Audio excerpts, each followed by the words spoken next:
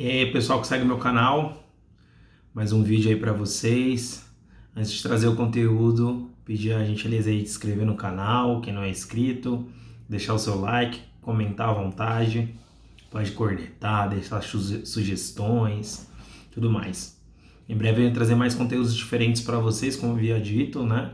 Algumas lives aí, algumas parcerias, tá?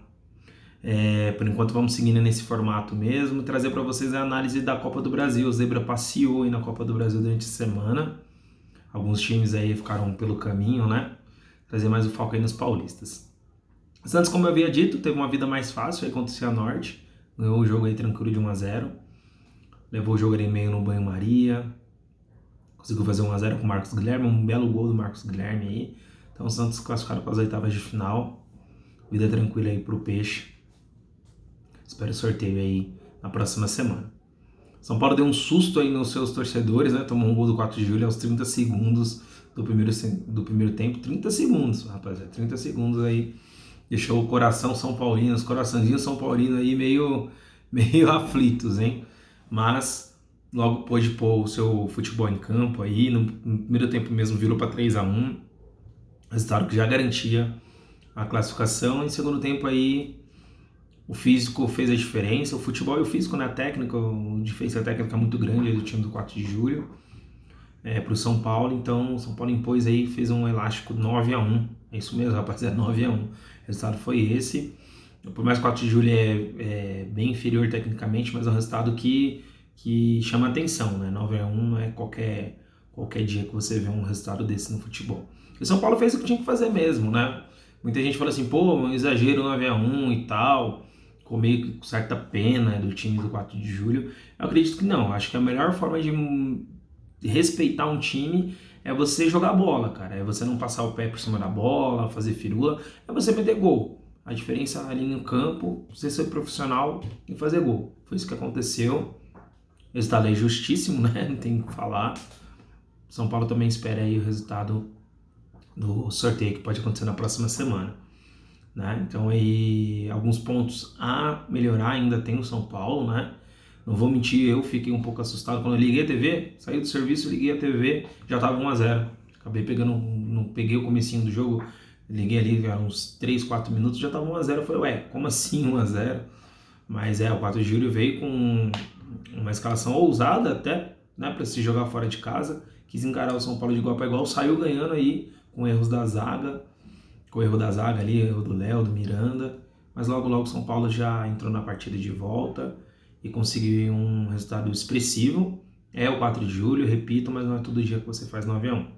Então classificado aí, alguns pontos melhoria, como for pegar times mais fortes, prestar atenção um pouquinho na zaga aí nesse começo de jogo, né? Ficar mais atento para não ser surpreendido, né? Pega um time mais forte, toma um gol logo de seguida, para você poder virar o jogo é muito difícil hoje, né? Então, prestar atenção aí, tricolor, mas classificado, da capital aí foi o único classificado, né? O Corinthians aí jogou na quarta-feira, como eu havia adiantado, já era a missão mais difícil dos grandes, eu acho que era a missão mais difícil, pelo futebol do Atlético Goianiense vem mostrando e pelo futebol que o Corinthians não vem mostrando, né? Então era o desafio mais difícil aí, foi um xoxo 0-0, o Corinthians pegava a bola na lateral, cruzava ali para dentro da área, acho que teve aí uns 50 cruzamentos, eu não digo nada, e a gente sabe, a gente está cansado de ver que esse cruzamento sem lógica para dentro da área não surte efeito, né? Então o Corinthians pegava a bola, cruzava para dentro da área, pegava a bola, cruzava para dentro da área, 0-0, bem xoxo aí com o Atlético Goianiense. O Atlético Goianiense ficou na dele, é um time arrumadinho, é um time que vai dar trabalho aí no Campeonato Brasileiro, na Copa do Brasil. Olho no Atlético Goianiense aí, classificou também, espera aí o sorteio da Copa do Brasil das oitavas, né? O Corinthians tem que melhorar, já tem um clássico aí contra o Palmeiras pelo Campeonato Brasileiro aí no final de semana, no sábado.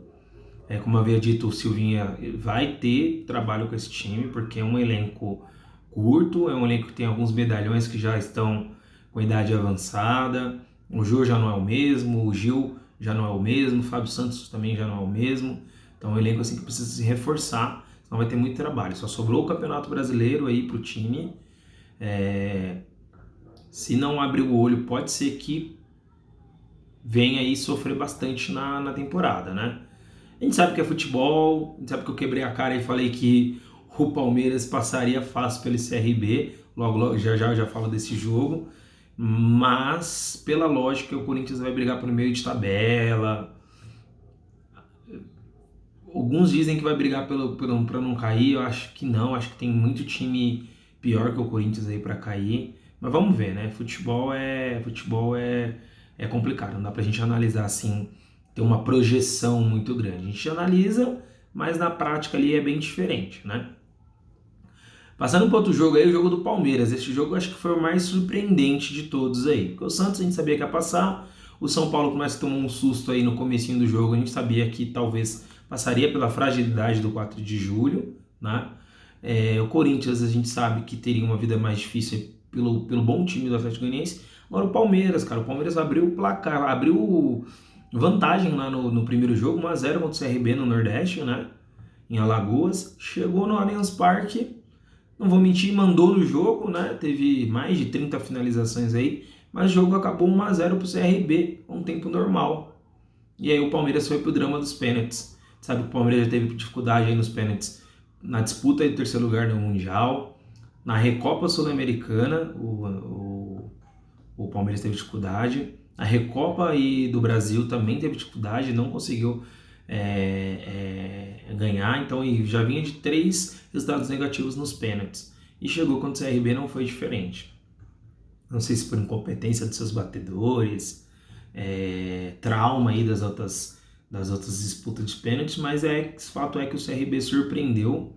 O bom goleiro aí do CRB acabou pegando algumas cobranças do Lucas Lima, do Marcos Rocha, e bateu e converteu a sua cobrança com extrema categoria. Então, CRB aí, a zebra caminhou aí no Allianz Parque, tirou o atual campeão Palmeiras. Repito, Palmeiras para mim é um dos times mais organizados aí do país, por conta do seu elenco, por conta da sua capacidade financeira aí tá bem avançada, né? Bem boa condição financeira, né? Então o Palmeiras aí ficou pelo meio do caminho, torcida chiou com razão, técnico aí do Palmeiras, Abel Ferreira, com alguma dificuldade para armar o time. É um esquema de jogo que não me agrada, né? Se fosse esse esquema de jogo no São Paulo, ficaria muito ruim, por mais que eu fale assim, mas foi campeão da Libertadores e tudo mais, mas é um esquema muito feio. É um esquema tático de contra-ataque, né? Independente de onde você joga, em casa ou fora de casa, contra-ataque. Aí o time tá matando, lembrando muito o Diniz aí, que tinha só um esquema de jogo. O outro time marcava esse esquema de jogo, acabou. É o que tá acontecendo no Palmeiras. Se outro time marca esse esquema de jogo do Palmeiras, acaba o futebol, né? E uma coisa que eu havia dito antes da final do Paulista, falei com uns amigos meus, o Palmeiras tem uma grande dificuldade quando sai atrás do placar. Se o outro time fizer 1-0, dificilmente o Palmeiras empata ou vira o placar. Saiu um estudo aí no Sport TV que eles mostraram aí dos jogos que aconteceram, 90% desses jogos o Palmeiras não conseguiu empatar e não conseguiu virar o jogo, né? Quando o Palmeiras sai atrás do placar. Então, é uma dica aí, porque se continuar com esse estilo de jogo aí, se o time sai perdendo, dificilmente eles conseguem virar, né? Então a zebra caminhou aí na Copa do Brasil, no Allianz Parque, tirou o Palmeiras saiu antes das oitavas de final, passou aí o CRB, espera também aí o sorteio da Copa do Brasil, né? Outro time paulista que jogou aí na Copa do Brasil foi a RB pegou o Fluminense, um bom jogo aí em Bragança Paulista. O Fluminense saiu ganhando com o gol do Nenê aí, o vovô Nenê fez um gol de falta. O RB virou com dois gols no segundo tempo aí, com 2 gols, né?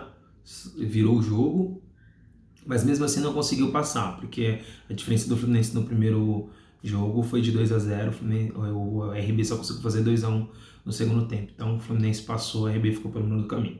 É bem um time estruturado, tal, mas precisa ganhar muita experiência nessas competições, né? Passou aí na Sul-Americana, né? Vamos ver como é que vai se sair nas oitavas de final. Mas na Copa do Brasil acabou ficando pelo meio do caminho. Aí o Fluminense pegou um time de mais camisa.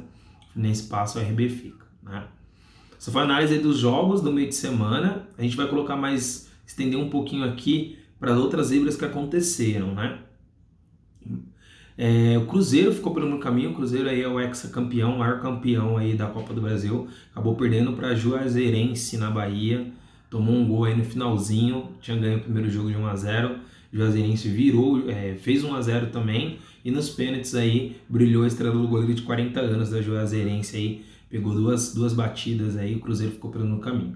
A vida não tá fácil pro Cruzeiro. Um time que já caiu para a segunda divisão. Não passou na Copa do Brasil, que é uma Copa que eles têm, é o maior vencedor, né? E vida tá bem difícil aí pro Cruzeiro. Mandou seu técnico embora.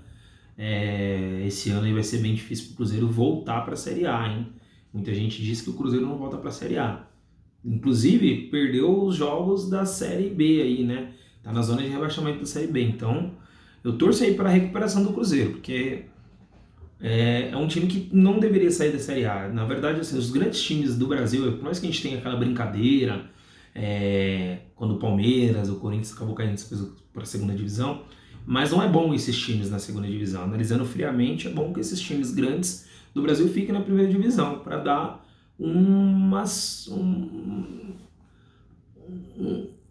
chamar a atenção aí, né, na primeira divisão, né, como a gente pode dizer, dar um equilíbrio ali para a primeira divisão. Então é bom que Cruzeiro volte para a primeira divisão, Botafogo, Vasco, esses times lá na segunda divisão não é bom para o futebol brasileiro. É bom que esses times de camisa fiquem na primeira divisão.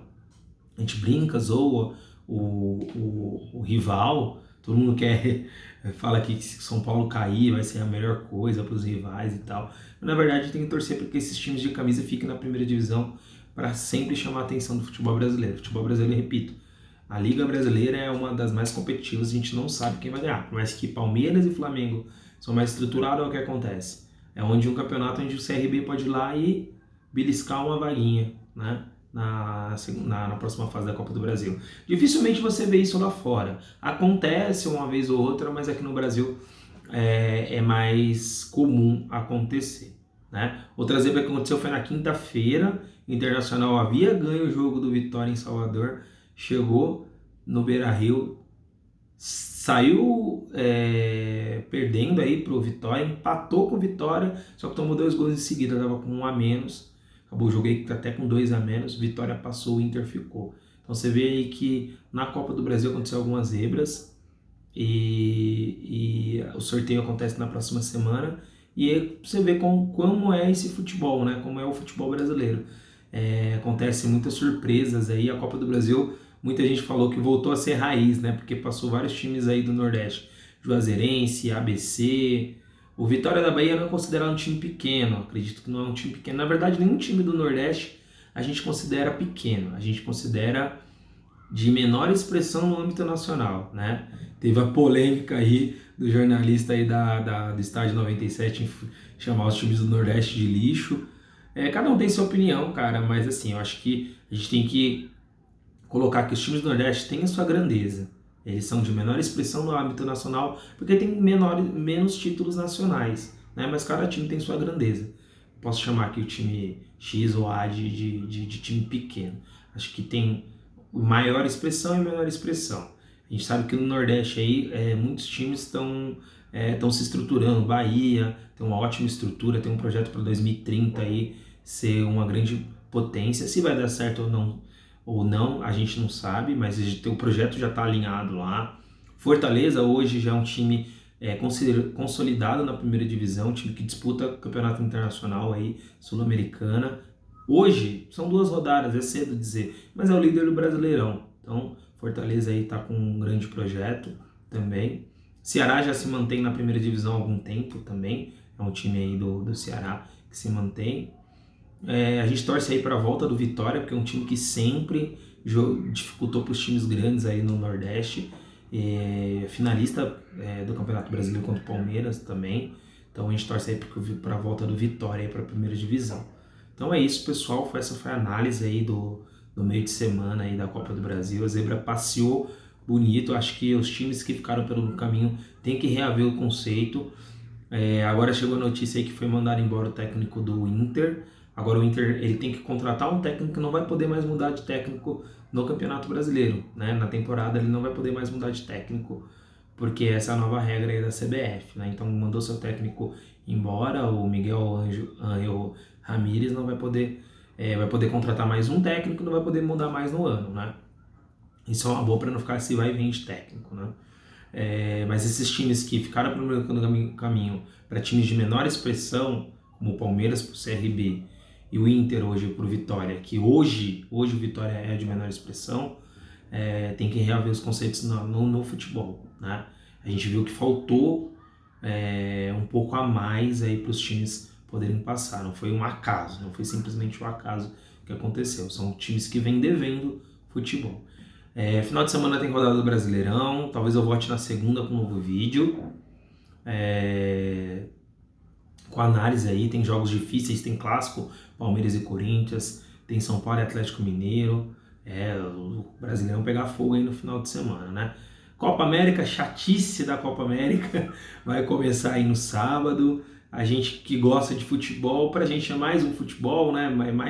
Mais partidas pra gente analisar. Alguns jogos vão chamar atenção, com o Brasil, talvez possa ter Brasil e Argentina, vai ter um Chile e Argentina aí, então a gente vai assistir, né? Porque a gente gosta de futebol, mas todo ano ter Copa América fica chato, né? E começou a Eurocopa também, né? A Eurocopa começou aí, alguns resultados, alguns jogos aconteceu o jogo hoje da Itália. A gente traz mais pra frente uma análise aí, tá bom, pessoal? É isso, deixe seu like aí, até mais.